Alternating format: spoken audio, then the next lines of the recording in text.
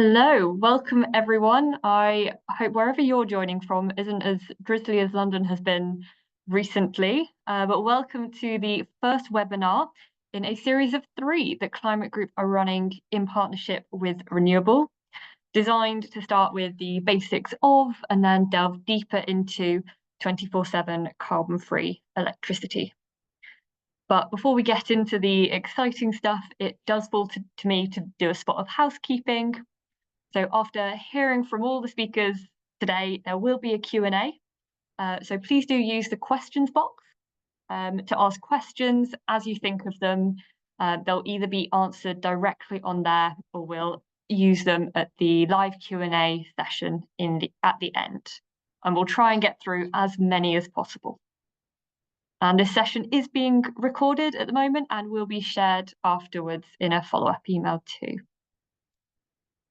And so with that out of the way, let me introduce myself. I'm Rachel Swiatek. I'm the Senior Manager at Climate Group for the 24/7 Carbon-Free Coalition. And for some more background, Climate Group are a not-for-profit organisation with a mission to drive climate action fast. We do this by building large and influential networks and holding organisations accountable, turning those commitments into action. Some of our campaigns include RE100 and EV100, and as was announced at Climate Week New York at the end of September, the 24/7 Carbon-Free Coalition. The 24/7 Coalition will support large global corporates to revolutionise electricity procurement and reduce carbon emissions. So we are now in a pilot period, developing the campaign and the technical criteria ahead of a wider rollout in 2025. And you can sign up to our newsletter to stay in the know of all the campaign's activity. And there's a link that has just been popped in the chat for you to do that. And our coalition founding partners who are helping to shape the campaign over this pilot period are Google, AirTrunk, Vodafone UK, AstraZeneca, Iron Mountain Data Centres and Sri Cement. They're a leading cohort and I'm delighted therefore that Chris from Iron Mountain Data Centres is joining us today as a speaker. And also to shout out to our technical task force members collaborating with us to develop the robust technical criteria that underpins the whole campaign. With thanks to James from Electricity Map, who is also with us today. And so I won't keep you waiting any longer. I'm delighted to introduce our speakers today. JP, co-founder and CEO of Renewabl, who will provide an overview of the concept of 24/7 CFE. Gabriel, head of commercial at Renewabl, who will speak to its benefits and importance. Chris, director of energy and sustainability at Iron Mountain Data Centres, who will share what they're doing to pursue 24/7 CFE as a company. And James, Chief Technology Officer at Electricity Maps, who will provide an overview of 24/7 data availability. But to start us off, we will go interactive with a poll that should be popping up on your screen now. The question is, how familiar are you with the concept of 24/7 carbon-free electricity? New to the concept, familiar, very familiar, just trying to get a feel for where we're at in the room today. No right or wrong answers here. We'll just let everyone make their selection.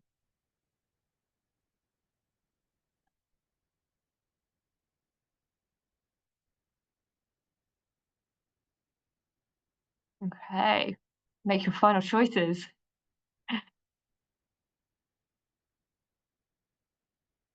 Great, let's have a look at the results. Okay, so we've got 55% in familiar, which is good to see. Some new to the concept, some in very familiar. So a bit of a spread here, but don't worry if you're in the new to concept category. You've certainly come to the right place in a webinar introduction to 24/7 carbon-free electricity. So thank you all so much for taking part in that. And I will now hand over to JP. Thank you very much. Hi, everyone. First of all, thank you, Rachel, Louise, Alison, and the Climate Group for co-hosting this webinar series. We basically also want to thank the great audience tuning in today. I'm JP, serial entrepreneur with 20 years experience in commodity trading, clean tech, and now CEO and co-founder at Renewabl. I'm going to quickly start off by telling you a little bit more about Renewabl. Renewabl is a very advanced climate tech platform that allows buyers and sellers of renewable energy and energy attribute certificates to source the most impactful, traceable, local, transparent, and cost-efficient renewable energy and certificates on an hourly basis. We are ahead of the game in terms of simplifying hourly matching. Hourly matching is becoming the norm, and we help you adapt to the new norm and remain compliant and avoid any greenwashing claims. Now, let's move on to briefly explaining the concept of hourly matching. My colleague Gabriel later will go deeper into the subject, but let's set the scene first. So hourly matching is a groundbreaking approach to renewable energy sourcing that ensures a business or any organization can match their electricity consumption with carbon-free energy every hour of the day. Basically, this is instead of just buying energy on an annual or monthly basis. Traditionally, companies have met their sustainability goals by procuring renewable energy certificates or PPAs that cover, the total energy use for a period of time. However, this doesn't account for the variability of renewable energy generation or the mismatch between when the energy is generated and when it's consumed. With 24/7 hourly matching, we're basically shifting the focus from bulk purchases of clean energy to real-time alignment, ensuring that renewable energy is available every single hour, and that every business is drawing power, basically. This approach is very critical for decarbonizing electricity grids because simply it encourages investment in renewable energy storage, diversifies the renewable energy sources, and advances grid management technologies. It also provides a lot of transparency and precision. So basically, as a business, you can now track carbon-free energy in real time, and you can do this via the Renewabl platform as well. And then this is a significant evolution in the corporate sustainability. Companies can demonstrate that they are truly powered by clean energy around the clock. And they can do this while also aligning their environmental goals with real-time needs of the grid. Basically, in practical terms, hourly matching drives demand for more clean energy during times when renewable supply is low, such as during the night, or when we have a cloudy day, and we have a lot of them in London. This challenges companies to think beyond simply purchasing enough renewables to cover their overall footprint and actively contribute to grid decarbonization. This basically paves the way for a more resilient and sustainable energy system. So here in the screen, you can see the variables or the considerations that I want to highlight and the reason why this is important. So the wind doesn't blow constantly, and we all know that. The sun doesn't always shine, especially in the UK. If you're based in Spain, you're not actually based in Norway. Your consumption profile is not constant, and data and information are not always accessible. Next slide, please. Everything comes to this example. So the thick black line that you can see there is the consumer load or the consumption. And then you can see all the variables that take into consideration the average consumption profile. And for example, if you have a PPA in place, you can see the certificates or the carbon-free energy that you have not consumed. And then you can see the energy procured through PPA, and then you can see the energy purchased from the grid. This close-up is very important and paves the way to what the real concept of hourly matching is. Next slide, please. And then just a quick few points here. 24/7 carbon-free energy offers greater transparency. So 24/7 hourly matching ensures that renewable energy consumption is aligned with actual energy production, in real time. So this provides a more accurate and a more transparent view of an organization's clean energy use. Then improved grid reliability. So essentially by matching energy consumption with hourly renewable generation, this will help balance supply and demand on the grid and supporting grid stability and reducing the reliance on fossil fuels during peak hours. Also, stronger climate impact. Hourly matching avoids clean energy gaps. So essentially by ensuring that renewable energy is truly available by all times. This drives deeper decarbonization and maximizes the climate impact of renewable energy purchases. Better data. So most organizations typically procure annual loads using spreadsheets still, and they're missing out on critical data on consumption trends, traceability, and understanding the better correlation between peak loads and consumption gaps. Enhanced credibility. So organizations adopting 24/7 matching, they typically can demonstrate a higher level of commitment to sustainability.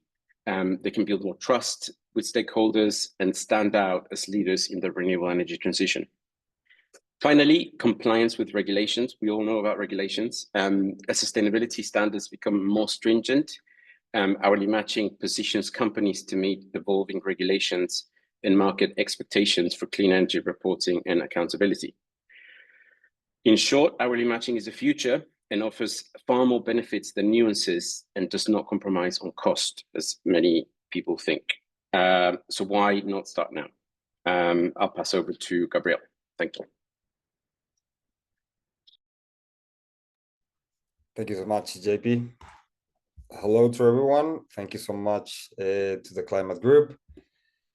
Truly an honor here to be with James and Chris, JP, Rachel, and many companies working around this initiative. So when we were discussing with Climate Group, what was this session about, right? So we were discussing how to start talking about 24/7, correct? So we wanted to first focus on the buyer's journey and of course bring experts to the matter, and that's why having Chris here is very important. But we wanted to first tell you a little bit of what are the hurdles and the challenges that companies are having with this concept of 24/7 hourly match. There are so many buzzwords going around, but we wanted to first focus on what are the challenges, how to tackle those challenges, and how to start. So for everyone here, it's pretty obvious that until now, many companies have claimed themselves 100% renewable, and claiming themselves 100% renewable, it's a little bit kind of blur concept right now, as many companies know, because many of the green claims that are made online are found to be exaggerated, false, or even misleading. And this has often linked to some greenwashing claims for organizations towards some corporates that are making an effort towards becoming 100% renewable. Next slide, please. So we also know that corporates, and it's very good right now. We have a lot of corporates in the session. So we all know that they are under very, very big regulatory pressure. So we just wanted to put here some examples. But the whole idea here is that there are now code of standards for advertising, for example, and marketing communications from in Ireland. That's the ASAI. The CSRD, that is the new EU regulations that increases the requirements for sustainability reporting. So before, if public companies were required to report, now thousands of more companies are required to report, right? So we're talking about SMEs that are now looking into different solutions, because it's not only about reporting, but also doing something towards the net zero goal that all the companies have. So now you don't only have the big corporates, but also have all the SMEs looking into this topic, and that will also create a lot of pressures as well on the supply of renewable energy in the markets.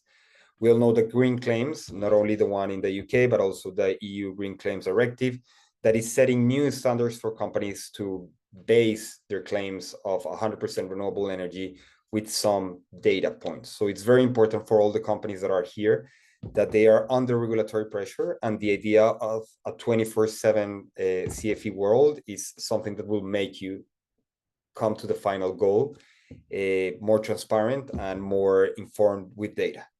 Also, just to end, we know that the greenhouse gas protocol scope 2 is being revised and will be updated soon, and probably, and this could be a spoiler alert, might have something around hourly match and some requirements around hourly match renewable energy. Next slide, please. So I just wanted to mention here something, and this report is of the RE100 annual disclosure last year. So what does the companies are doing to source renewable energy? So this is like the mix that has been happening during the last years. And of course, 2023 and this year could be different, but let's say that there's a common pattern right now that 30% of the whole supply of energy is coming, of renewable energy is coming from a PPA.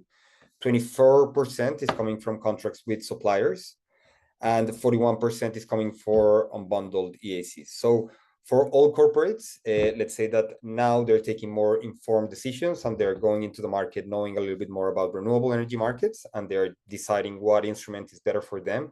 But right now, there's not a clear formula, and each company will be different, right? So when they come here, it's like being in front of a buffet that you don't know exactly what to choose, but all of the plates will, kind of fit the same goal, right? So sourcing the correct kind of structure will help you achieve the 24/7 goal. Next slide.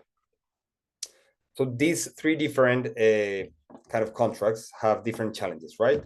So first, the complexity of them. We all know that PPA is a very complex contract.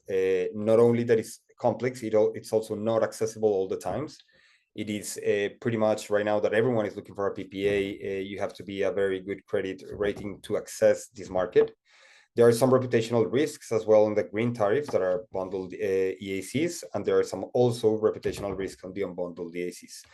Also not transparent sometimes with the unbundled EACs and with the green tariffs. So here, not only that they have a lot of options on how to source renewable energy, but all of them have different consumer challenges.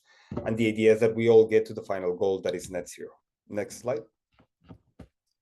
So not only that you have different options on how to source renewable energy, but also that nearly all the companies will miss net zero goals with at least doubling the rate of carbon emissions reductions by 2030. So we are facing a huge challenge on the speed, challenges on how to do it, and challenges on what is the best source of renewable energy to go for. Next slide. So let's come back again to what is happening today, right? So the current greenhouse gas protocol scope 2 market-based accounting, how it works is not good enough. It is good and has served the purpose as for now. But how does it work right now? We put an example here that it's an illustration from a BCG report that is very good, but it kind of illustrates what is happening right now sometimes, that it's like a German firm can buy some EACs created by a hydropower plant in Iceland, despite any interconnection between these two countries, and they can claim themselves that they are 100% renewable, right? So this is leading to inaccuracies, and it is not a, let's say, accurate representation of how the electricity market works. It has worked until now, and we understand that all the companies have been doing the job of getting to a certain level of percentage of renewable energy, but altogether, all the corporate world, all the demand can be doing better. Next slide. So what or why is the reason why companies would be looking towards an hourly match procurement, right? So JP already mentioned some of the benefits, but I wanted to mention that this is also from a demand perspective really good. So first of all, you're going to create a price transparency in the market that right now does not happen that much. So we all know, and we have experienced many times, that companies come to us and they are looking to source a certain amount of volume, and they go and source some EACs coming from Norway, very far away. And let's say that you don't know that much the price, you don't know how much or what is the source of this renewable energy, but you are procuring certain amount of volume, and this is not creating a price transparency that is well needed for all the markets that are operating and trying to achieve a higher percentage of renewable energy. Not only that, but it also will reduce the grid stress that is happening right now.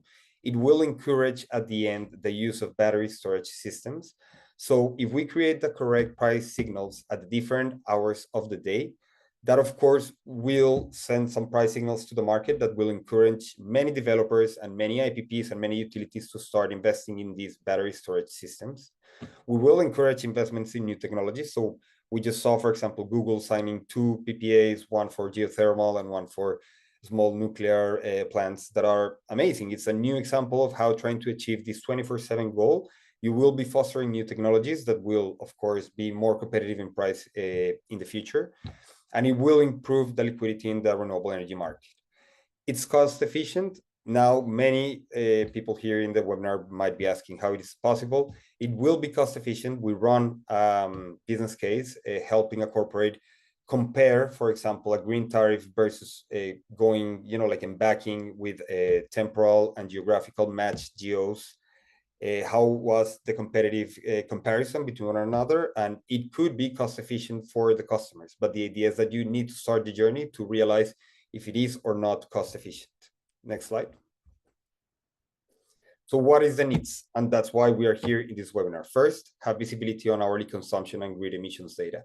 And I will let James talk about it because they are very much experts on this topic, but this is one of the needs. The second, you will need to understand the impact of doing a temporal and geographical sourcing of renewable energy. Third, you will need your decarbonization targets very clear. And fourth, as any other type of contract of renewable energy, you will need the approval from your board. Next slide. So one of the key messages here, and we have been in the market for more than a year, and when we talk to corporates that are coming into our system, all the time they are telling us at the beginning, like, we are not ready yet for 24/7.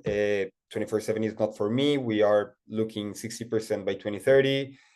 And all the time we're trying to fight against this concept. And to be honest, we have always been asking in our office, like, where does this misconception happen?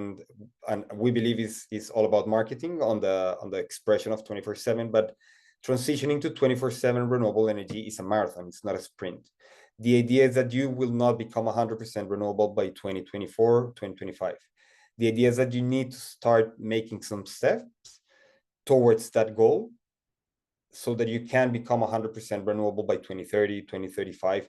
And being 24/7 requires efforts, required first steps, and all the system will be doing it during the next couple of years. Next slide. So how do we envision this process? So for this process, you need 4 key steps that we do at Renewabl. So first, you need to measure. Second, you need to procure. Third, you need to track and trace back to the source each of the renewable energy contracts that you have. And fourth, you need to report. So every year you need to understand your current position and measure. The idea is that you take all your contracts that you have. For example, if you have a green tariff and you cannot prove what are the certificates that are backing that green tariff, probably you would be at risk of greenwashing. So at the measure state, you will realize either if you have a PPA, if you have a bundled DACs, or if you have a green supply, you are able to measure your current position, and you're going to be able to measure how much it will take you on an hourly basis to get towards that process. The second one is procuring hourly certificates. So we have already engaged with some suppliers that are ready to sell hourly certificates. And of course, many questions are around this process with the registry's office and so on, but it is possible right now with our system. Then the tracking system will be by blockchain technology that will help us track and trace back to the source, and the report, of course, complying with any other initiatives in the market. Next slide.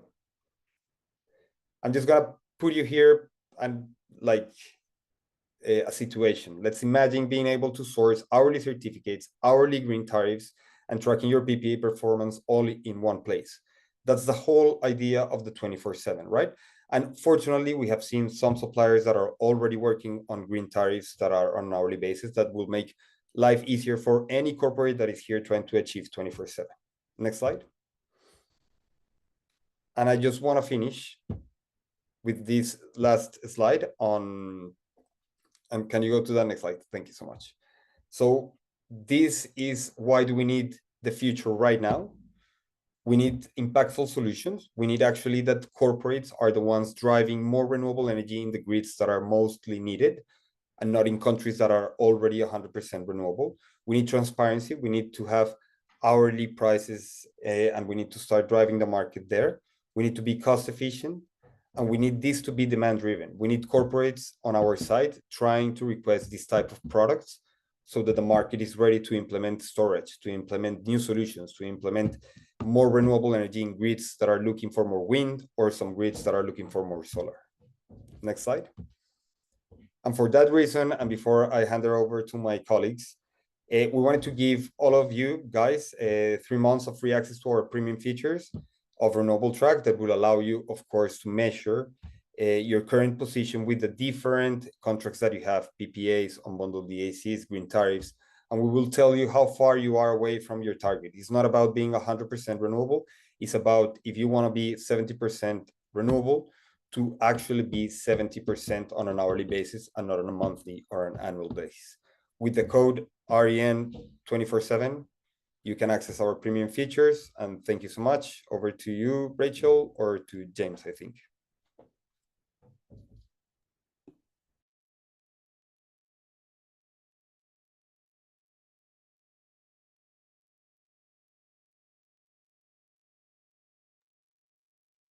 Hi, James. I'm afraid we can't hear you at the moment. How about now?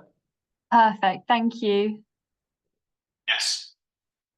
So I'm going to talk to you a little bit today about the data availability for 24/7 at Electricity Maps, and give you a little insight into some of the challenges and some of the advances that have been made in making this data available. Next slide, please. So just as a reminder, this slide has to do with the fact that corporates have a number of different ways to achieve net zero goals. And looking at the right-hand side, 24/7 has a lot to recommend it. As Gabriel pointed out, there are a lot of positive impacts on the grid.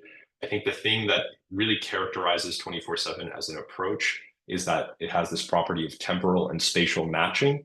And that's the thing that actually drives the best outcomes in the end. On the other hand, it can pose some challenges in terms of the amount of data that is required to achieve 24/7. Next slide, please. So in terms of the data challenges, it requires a lot of access to different data sources and different pieces of information to form a full picture of 24/7 consumption and the impact of that 24/7 hourly matching. As an example, you might need, as a company, access to granular consumption data. Exactly how much are you actually consuming in your various operations? You might need access about purchasing power agreements or EACs. And the area that we specialize in at Electricity Max is granular grid mix data. So this is the part of the electricity data that has to do with what's actually on the grid. And this can be the breakdown of different types of electricity production. So for instance, how much is coming from solar, wind, but also the carbon intensity of that electricity, the carbon intensity of electricity consumption and production on an hourly basis every day of the year, 24/7. Next slide, please. Just to give you an example of some of what the grid mix data can be used for, I'm not going to go into detail on this chart, but you can calculate something called the residual mix, which maybe answers one of the questions that was asked a little bit. That has to do with what the carbon intensity of electricity consumption is if you subtract all of the electricity that's already been procured through things like EACs. And this graph simply shows that we're able to calculate that using the granular emissions data that we have together with information about the EACs or other guarantees of origin that are used to claim electricity on the grid. Next slide, please. So where we actually fit in from a commercial perspective is that often our customers are using this granular grid mix data in order to do their own carbon accounting. So that's the sort of right-hand box here. Or they're companies that are building solutions for other companies to do their granular carbon accounting. And as has been mentioned already in the webinar, this is driven a lot by regulatory requirements, so CSRD and greenhouse gas protocol revisions that may be upcoming. But this is where this granular grid mix data can actually be quite useful in doing these 24/7 calculations. Next slide, please. The entry point for this that a lot of our customers and organizations that work with us use is our data portal. So we have a free data portal that you can use to download granular electricity data for 50 countries around the world historically, and it comes in a CSV format.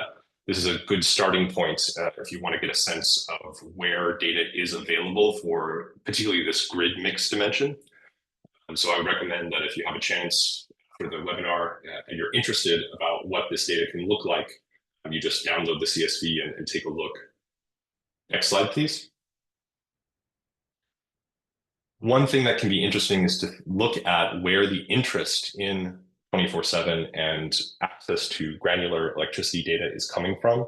So I just took a snapshot of our usage over the last several months. Where are people downloading this granular data from? Most of it is coming from Europe, and this is actually not a surprise for electricity maps because we're a European country. Excuse me, we're a European company. We haven't made it to a country just yet, but we're a European company and we have more word of mouth in Europe. So it's not surprising that most of the interest is coming from customers in Germany, France, the UK.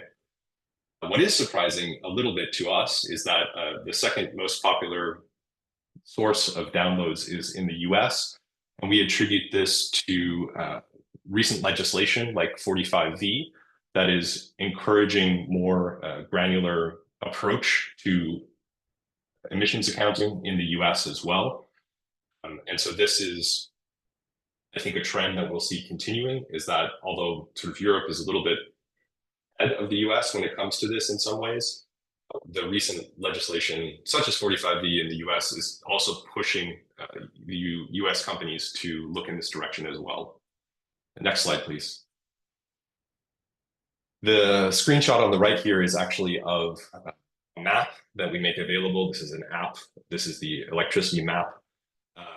The reason I use this screenshot is to sort of illustrate by proxy where data is available at a granular level. And this again is focusing on the grid mix data, but I think it gives a good snapshot. So the countries that are colored in, those are regions of the world that we actually have this granular 24/7 grid mix data for. And of course, Europe, the UK, the US, they're well represented because they have access to high availability, high granularity data sources. Most of our customers have trouble in Asia and Africa, and this trend is repeated across different data sources. So next slide, please. I'm not an expert on EAC schemes or smart meter data, so these are two other pieces of information that people typically need in order to get started with 24/7. But I do want to shout out a couple of our peers in the 24/7 technical working group. Energy Tag has a white paper that talks a lot about where the EAC markets are well developed. And FlexiDAO, another peer company, just published an excellent white paper on access to granular electricity meter data. So if you're a corporate and you're wondering where can you get the best smart meter data, I would direct you to that paper. It also has cool maps. Next slide, please. I think we can skip this one in the interest of time. And then I would just like to finish with a few takeaways. When it comes to data availability, I think it's important to start your 24/7 journey in a market with good data availability, because that sets you up for success. You don't want to be having to sort of scrounge for data. Also, our colleagues at Renewabl presented their platform. There are these days a lot of services and platforms that will help reduce the burden of this data integration. So they talked, Gabriel talked in specific about sort of how that looks in their platform. There are others as well, but the point is that it can be really helpful to have this leverage or this leg up when you're first getting started. Another thing that we've heard from a lot of our clients is that it can be helpful to plan ahead. So if you're going to expand operations into a new geo, maybe you think about this from the beginning, how you're going to approach 24/7. And lastly, just take the guesswork out of how you're going to calculate 24/7. So like the climate group has a forthcoming 24/7 CFE technical criteria. Using an established methodology like this can make it easier so you don't have to decide on all of these things yourself. And I think I would like then to hand it over to Chris. Thanks, James, and thanks, Climate Group for coordinating this webinar on, as Juan Pablo said earlier, the future of really how energy is purchased. I'm Chris Pennington. I lead up energy and sustainability for Iron Mountain Data Centers. I'll begin with just a little bit of introduction of who we are. Luis, if you can go next, thank you. So our business began over 70 years ago, storing vital records in a highly secure underground facility in upstate New York, which happened to be an iron ore mine, hence the name, and we still have that facility today. Over the decades, of course, as information grew, we moved above ground, continued storing very important business records and other valuable assets in highly secure facilities. And then in the 90s, developed facilities specifically for storing data in the form of computer backup tapes. Again, highly secure, protecting what our customers recognize as being vital to their business. Moving forward to 2013, we launched our data center business, which is very complementary to how the general information transitions happened over the years from analog to digital. And today we operate a global portfolio of data center facilities. If you can go to the next slide, please. So our data center business spans many global markets today, and effectively what we primarily operate is what's known as a co-location data center business. So we build the facility, we make it richly connected to the internet, highly secure. This is what we do very well. And then companies of all types and sizes lease space inside these facilities to operate their mission critical IT systems, their computer servers. So this model is far more efficient than companies creating their own critical environments at a smaller scale, and it's tremendously more efficient. In this model, we are effectively the utility supplier to our customers. So we buy power for the site, and then we distribute it to our customers to use as they need to for their equipment. Our customers recognize the electricity they consume inside our facility as their own Scope 2 footprint. It's as if it were in their own facility. So in this model, the way in which we buy power for our sites directly enables our customers to achieve their goals for decarbonizing. And we've been matching on an annual basis under our RE100 commitment, the power for our facilities since way back in 2017. So we've been on the clean energy journey for a long time now. And in 2020, when we recognized Google really pioneered the concept of 24/7 carbon-free energy, we first of all, we were amazed by this more advanced granular commitment to decarbonizing. And at first I kind of thought that that's just Google being Google, doing wonderful things, amazingly impactful with tremendous resources. Yet the more we thought about it, the more that we recognized that ultimately that really needs to be the next leg of the journey. And that's what our customers in the future will begin asking for from us. So we were the first company to follow Google in setting a 24/7 carbon-free energy goal. We did that in 2021. And we've been on the journey now for, a few years, about 3 years now. So what I'd like to do is kind of just share with you a little bit of perspective of why we've made this goal and some of the journey that we've been on along the way. So as I said, we've had an RE100 commitment since 2017. And I think that Juan Pablo and Gabriel and James did a great job on this webinar talking about the reasons why 24/7 is kind of the next stage or the future of energy procurement. But let's start by recognizing that any commitment to carbon-free energy is a good place to start. And the RE100 program for us was a great entry point into this journey. Having said that, I think we all recognize that that's not the end of the journey. And so what we see with 24/7 is an opportunity to continue that voluntary effort to find solutions that are decarbonizing the grids in which we operate. And it does that by committing us to thinking more specifically about where and when clean energy goes on to local grids and how we consume that energy. So that pursuit of more granular decarbonization is what enables us to drive more progress. In doing so, what we also do is we end up with a better understanding of what our true hourly footprint looks like and where the opportunities exist, and start to make claims that are based more on granular data and granular facts than kind of annual assumptions. So I think that this positions us as a more credible contributor to the energy transition and sets us up for ways of approaching future procurement that are more future proof. Like we can enter into future energy agreements that are focused on hour by hour impact with confidence that we know that this is going to be something that will continue to matter for the foreseeable future. It also helps us really establish the most credible position from a regulatory standpoint. And we don't know yet what the future of the Scope 2 emissions overhaul may look like, but I think that from an alignment standpoint, more granular hourly tracking is a safer place to be than maintaining only an hourly view. So we'll see. So how are we doing? On the next slide, I'll share with you kind of what that journey's looked like from a practical standpoint. As I said, we adopted this goal in 2021. Our first step in this journey was simply to change the conversations with our suppliers. It moved from saying we want 100% kind of renewable on an annual basis, which was the conventional solutions that providers were making available, to saying no, we actually really do want to know each hour where our power is coming from and what the source was.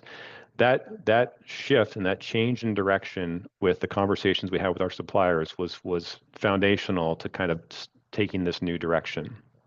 At the time, there was a very limited ecosystem for supporting a 24/7 type approach.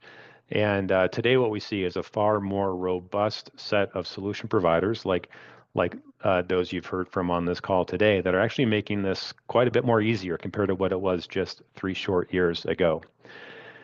As a result of just changing that direction and saying it matters where and when clean energy goes onto grids and how we consume it, and we want to be able to track this and report on it publicly, and through the help of tremendously talented partners, we coordinated a retail agreement in 2022, which over the course of all of last year has produced some phenomenal results for our data center business. It may be still the largest 24/7 carbon-free energy retail agreement to date. It covers over 130 facilities across 9 states and 3 different grid regions. And our data centers within that bundle of sites achieved over 97% hourly matched local clean energy for all of last year, which is super exciting. We're very, very proud of that. And yet we also recognize that there's still opportunities to go. So today, what we're doing is continuing to look at where these gaps exist and why they exist, and understand how different technologies can contribute towards making even further advancements in the future. And part of that is not just how we buy energy, but how we consume energy. So today we have 2 projects underway at 2 different data center campuses where we're developing on-site storage with the idea that if we can shift consumption to better align with when clean energy is available, that's one avenue in which we can continue the 24/7 carbon-free energy journey. So thanks again for letting us share a little bit about who we are and our story. Happy to take any questions. And Rachel, I'll turn it back to you. Amazing. Thank you so much, Chris. That was really inspiring to see, and particularly to see your data centers already at 97.75% hourly match, really proving what's possible. Fantastic.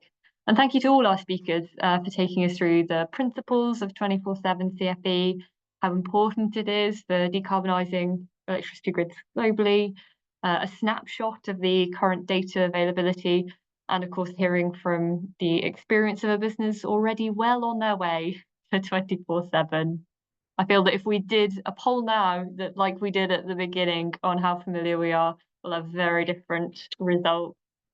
But that's not to say that there's not loads more to talk about on this topic, and indeed questions to answer, which I've seen coming through. So thank you all. Do keep them coming. And if I could just invite all of our speakers to come back on camera and can field out some questions to you all. Thank you so much. And this first question, I will actually come to you, JP, on first of all. And it is, could you explain the difference between guarantees of origins, GEOs, that match the yearly volume of electricity consumption and 24/7 hourly matching? If I'm already matching my yearly electricity use with GEOs, what additional benefits would I get if I'm switching to an hourly matching system?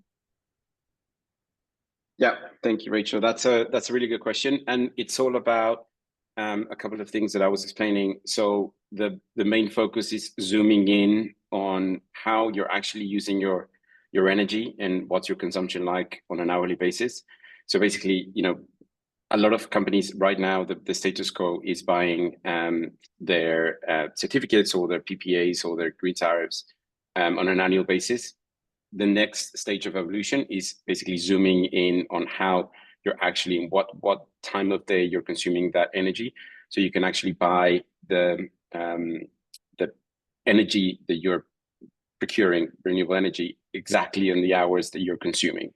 And the benefits of that, as I mentioned before, is fivefold. But mainly it's about understanding what your consumption profile is and pushing for new technologies in the grid in the hours that it's not sunny or it's not windy, etc., etc. Brilliant, thank you. I'll just see whether anyone else on the panel want to come in on that at all. All good. Cool. The next question then relates to cross-border trading. So I think, James, I'll probably come to you on this one. Considering that the current market demands for GEOs relies heavily on cross-border trading, how variable do you think geographic matching with granular certificates is? For instance, if the GEO flow needs to match the physical flow of electricity, what implications would this have for markets like Iceland, when most GEOs are sold to countries like Germany? Yeah, that's a good question. And because I was having issues earlier, just double check you can hear me. Is that right? Yeah, all good. All right, thanks. So actually, this is one of the questions that has occupied a lot of the discussion in the technical working group for the 24/7 carbon-free electricity criteria that the climate group is working on right now. And in fact, market borders and where you draw them is a really important detail. I would say that we are tending towards having a market boundary-based approach for geographical matching. In other words, if you are using electricity in Germany, it no longer makes sense for you to be able to claim a guarantee of origin in Iceland. And although we're still working out the details of those criteria, the market boundaries do seem to make the most sense in terms of both practicality of carbon accounting, but also representation of physical reality. So I would say, without spoiling anything, that's more or less the direction we're going. Brilliant. Yeah, thanks, James. That's a really good question. Thanks for asking. And I will come to Chris next on one for you. Can you use your data real time to adjust your consumption patterns, or is it just an ex post analysis? Right now, it's all after the fact, so to speak. So what we're doing is getting a better understanding of what those gaps look like. What's the profile? Are they seasonal? How long do they last? And then what we'll be able to do is kind of preemptively start shifting load to align with what we think will optimize, and then we can continue to refine from there. So that's kind of the journey we're on right now. Brilliant. Yeah, no, makes total sense, really useful insights to have for sure. May I add to that? Of course, please do. So I think it's a really interesting question, and it maybe is even beyond the scope of 24/7, but it is something that we see a lot of the companies that we work with are interested in. And for that, one of the things we work on is renewable energy or carbon-free forecasts, so people can actually sort of preemptively shift their load. So I guess what I want to acknowledge here is that it's also a growing use case, but maybe slightly different use case than 24/7. Yeah, no, good point. Thanks, James. Cool. And this next question, I feel will be something that'll be at the back of a lot of people's mind. And it is, what are customers paying for 24/7 compared to simply annually matched electricity? And Gabriel, you were right off of mute there, so I'm coming to you. Yeah, thank you. I wanted to start. So, I mean, the journey for any corporate that has been doing this on an annual basis will be that now doing it on an hourly basis, they will become more conscious of their current consumption every hour of the day and how much they're covering. So we have had customers that have come to us with the idea that on a monthly or yearly basis, they have been doing 70, 65, 80% of renewable energy, and our system very efficiently will tell them you are 45, 50% on an hourly basis, which will create a lot of, at the beginning, we could call them pains for them to, like reestablish again their hourly consumption and see what kind of contracts would make more sense. If a wind, for example, in Spain, or a solar in the UK that could, like match better their profiles, as JP showed at the beginning. Many of them are a little bit hesitant because they think that this will come with let's say a premium that everyone is asking around the market, like, okay, how much this will cost me additionally? But what buyers will need to understand is that first, with the full image and the full understanding of their consumption, they can become even more efficient. We have had customers that have contract PPAs without taking into consideration pretty much their consumption on an hourly basis, and they have some excess of certificates at some hours of the day that they are not using, and they could become more efficient at sourcing at different hours of the day that will not come as a premium, but will actually compensate that kind of inefficiencies on their procurement profiles and their procurement strategies, that will kind of compensate how much they're losing money on overcompensating on some hours of the day. So the message here is that each company will have different business cases. In some cases will be more efficient to do it on an hourly basis and will not come with a premium, actually will come with some savings if they compare it to some green supplies that they have or some PPA contracts that they have contracted before. And in some cases, of course, if you are looking, well, let's be honest, if you're looking to procure some wind in Spain, we all know how precious, let's say, that profile is if you have already contracted a lot of solar in that same country, right? Because they're complementary. So each case will be different. My message here is like to understand exactly what is the premium or the discount, because in each case will be different. Please first understand your consumption profiles on an hourly basis, your contracts right now, everything in one place so that you can understand, okay, what do I need to contract? And actually, like we will be implementing in Renewabl a dynamic pricing tool that we're working very closely with all the suppliers that we have in our system. So we don't expect all the suppliers to submit a kind of a 8760 file of all the hours of a year, different pricing. That is very much the future, and that's what we all want to achieve, so that companies such as Our Mountain can come and like buy at 2 p.m. on a Wednesday, like a specific source, like that's where we want to go. No, but what we're trying to do here is like establish some bands of time that will like reflect what the system is, what the grid is needing, and what the buyers are willing to pay. So that will come with a slight premium that of course will reflect the needs of the grid. So in each case is different, and in some cases will not require a premium. That's my final message. Yeah, no, thanks, everyone. I'll just check to see whether anyone else wants to come in on that. Maybe Chris, from your perspective. Yeah, it's so the topic of cost is super important. I'll say that I think commitment to 24/7 can begin with something as even cost reduction, like installing rooftop solar, and then understanding how much that rooftop solar produces and how you can maybe align your consumption to align with when your rooftop solar system is actually providing you lower cost energy than what you might otherwise pay for from the grid.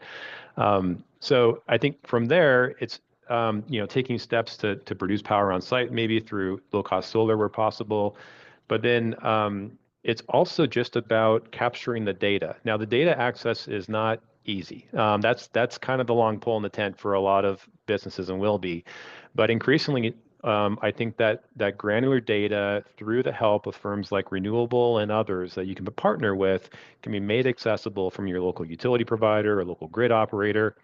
And then once you understand what your consumption is on an hour-by-hour basis, you're prepared to see, can I align my consumption with when there's ample low-carbon energy already on the grid? You might go to electricity maps and understand when your grids are the cleanest, and can you shift loads to accommodate that? So there's a lot you can do on the load side of the equation without even having to go out and kind of contract for any kind of fancy PPA or clean energy contract, which is ultimately all additional solutions you might pursue, but 24/7 is wonderful because it enables you to consider the load side of the equation, not just the generation side. Brilliant. Yeah, no, thank you, Chris. And I think that was a really important question to address. So yeah, thanks for that. We will probably go over by a couple of minutes just to try and squeeze in as many questions as we possibly can. And James, I'll come to you next because we've got a couple directly for you.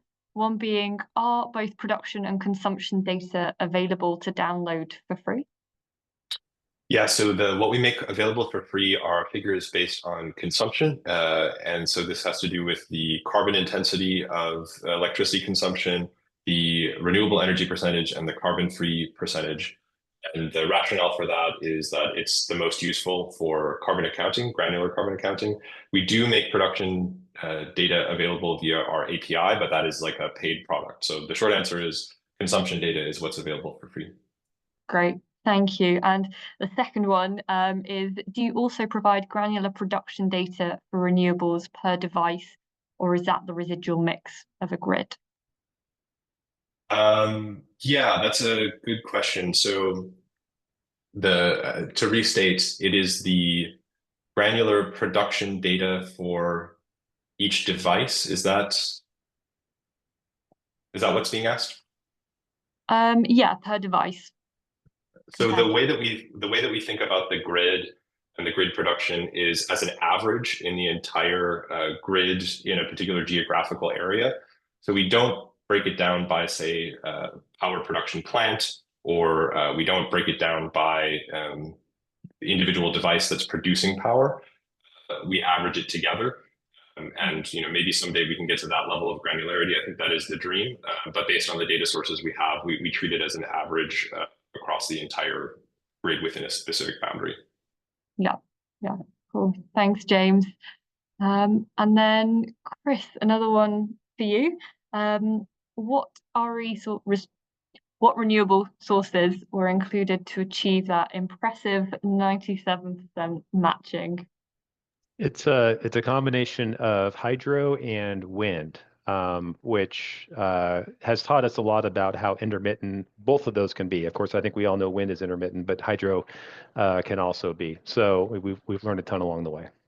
Yeah, brilliant, good, cool. And I will make this the final question, which is, how soon do we think the current annual consumption certificate matching will be phased out? Oh, it's interesting one. Anyone want to go for that one? Maybe JP? Yeah, that's a really good question.